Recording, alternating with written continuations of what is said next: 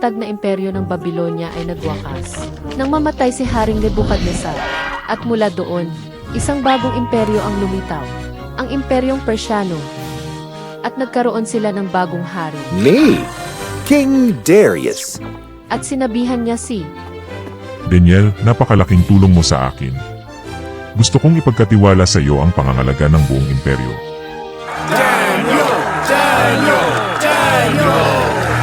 Pero may nabuong isang problema sa katauhan ng mga The King's Counselors. Paano magiging pinuno natin si Daniel? Hindi nga siya Persiano. Kailangan natin gumawa ng paraan para hindi siya maging leader natin. Pero paano? Hindi nagsisinungaling si Daniel. Hindi siya nandaraya. Hindi siya nagnanakaw. Paano natin siya mapapahamak kung wala naman siyang ginagawang masama? What to do? What to do? I've got it!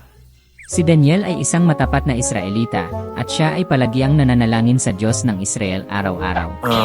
So? Kukumbinsihin natin ang hari at pipilitin na gumawa ng batas na nagsasabing, sa loob ng 30 araw, walang sinuman ang maaaring manalangin sa sinuman maliban sa hari. Brilliant! At sinumang lalabag sa batas ay itatapon sa lungga na puno ng mga leon para lapain nila. Double brilliant! agad silang umalis at kinumbinsi nila ang hari para lagdaan ang bagong batas. Pagkatapos ay nagmatsyag sila sa labas ng bahay ni Daniel upang tignan kung susunod siya. At gaya ng kanilang inaasahan. Alam ko na mahalaga ang pananalangin sa Diyos.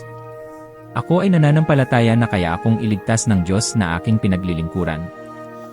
Kaya't nanalangin pa din si Daniel. Nagmakita ito ng mga tagapayo. Sila ay agad na nagsumbong sa hari. Your Greatness? May gusto po sana kaming sabihin sa inyo tungkol kay Daniel. Isa siyang matalino at masipag na tao. Yes. Siya nga po. Ano naman ang ibabalita mo? Siya ay lumabag sa inyong bagong batas. Kaya dapat lang siyang parusahan at ihagis sa lungga ng mga leon. Nabigla si Haring Darius sa nadinig. Labag sa kalooban niya na ipakain si Daniel sa mga leon. Pero, ang batas ay batas. Kaya, kinuha ng mga sundalo ng hari si Daniel at siya ay itinapon sa lungga ng mga leon.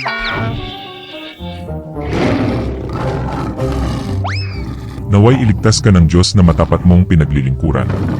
Matapos takpan ang lungga, umalis na ang hari at umuwi sa palasyo. Ngunit magdamag itong hindi nakatulog. Makikita ko pa ba ulit si Daniel? Ililigtas ba siya ng kanyang Diyos? Sobrang nag-aalala ang hari kaya bago sumikat ang araw, nagmadali siyang pumunta sa lungga ng mga leon upang tignan kung buhay pa si Daniel. Daniel?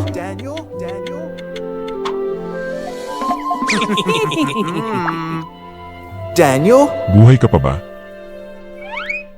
Opo, mahal na hari. Sinugo ng Diyos ang kanyang mga anghel upang ako'y iligtas. Natuwa ang hari at maging si Daniel ay masaya din na nakaligtas.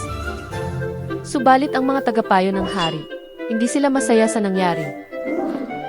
Mula ngayon hindi na ako muling lalagdas sa ganitong walang kwentang batas. Inutos ng hari na ihulog sa lungga ng mga leon ang mga tagapayo.